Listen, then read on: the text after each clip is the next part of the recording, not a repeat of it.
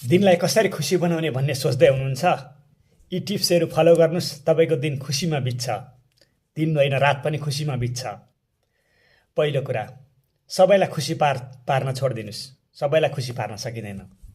दोस्रो कुरा, विगतलाई सम्झेर बाँच्न छोडिदिनुस्। तेस्रो कुरा, आवश्यक भन्दा बढी सोच्न छोडिदिनुस्। अनावश्यक सोचलाई छोडिदिनुस्। 4 नम्बर, गर्न सक्दिनँ कि भनेर डराउन छोडिदिनुस्। 5 नम्बर, बोल्दा गल्ती हुन्छ कि भनेर चिन्ता लिन छोडिदिनुस्।